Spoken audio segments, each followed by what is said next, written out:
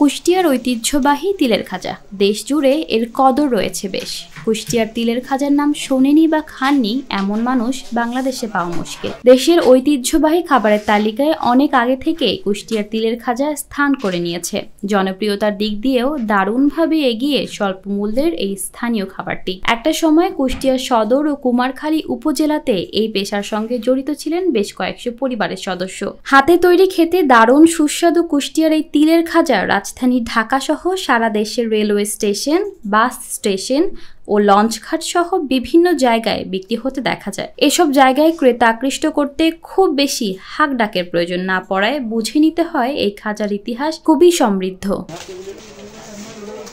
দেশের অন্য অঞ্চলেও কুষ্টিয়ার তিলের খাজার উপস্থিতি মেলে।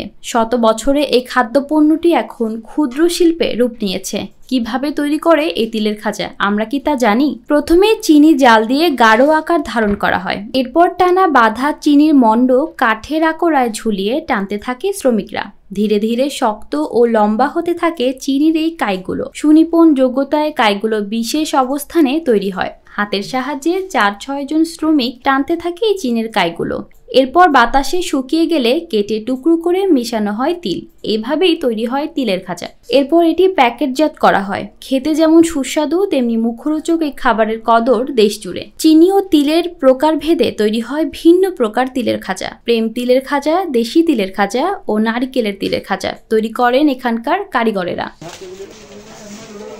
বাস স্ট্যান্ড, রেল স্টেশন সহ হাটে বাজারে ফেরি করে বিক্রি করা হয় এখানকার এই তিলের খাজা। কুষ্টিয়ার তিলের খাজা ছড়িয়ে পড়ে বিভিন্ন জেলায়। পাবনা, রাজশাহী, নাটোর, রংপুর, দিনাজপুর, শেরপুর, জামালপুর, ঢাকা, চট্টগ্রাম, রাজবাড়ী, ফরিদপুর, যশোর, খুলনা, সিলেট সহ আরও অনেক জেলায়। তবে খাজা তৈরির মূল উপাদান তিল।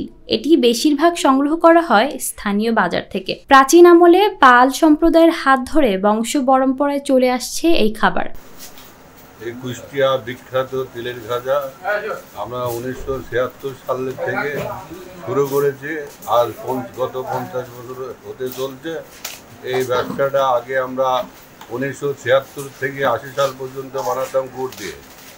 যখন এই গুড়টা দেখা যাচ্ছে যে আর ভালো পাওয়া যায় না, তারপরে আমরা আসলাম চিনিতে এসে 80 সাল থেকে আর 2024 সাল পর্যন্ত এই ফ্যাক্টরির খাজাটা আমরা সুন্দরভাবে চালাচ্ছি। সারা বছর কারখানা চললেও শীত মৌসুমে বাড়ে তিলের খাজার চাহিদা। তবে তিল, চিনি সহ খাজা তৈরির অন্যান্য উপাদানের দাম বৃদ্ধিতে দিন দিন কোণঠাসায় পড়েছে ক্ষুদ্র শিল্পটি। এদিকে তিলের খাজা তৈরি ও বিক্রির ওপর নির্ভর করছে কুষ্টিয়ার অসংখ্য পরিবারের জীবন ও জীবিকা। কুষ্টিয়ার জেলা প্রশাসক দৈনিক নিরপেক্ষ পত্রিকাকে জানান, কুষ্টিয়ার তিলের খাজা জিআই পণ্য হিসেবে স্বীকৃতি পাওয়ায় আমাদের জন্য গৌরবের। এই পণ্যের বিকাশে পৃষ্ঠপোষকতা দেওয়া জেলা প্রশাসনের দায়িত্ব। ক্ষুদ্র এই শিল্পটাকে এগিয়ে নিতে স্বাস্থ্যগত মানটা ঠিক রাখতে কারিগরি প্রশিক্ষণ দেওয়ার সিদ্ধান্ত নেওয়া হয়েছে।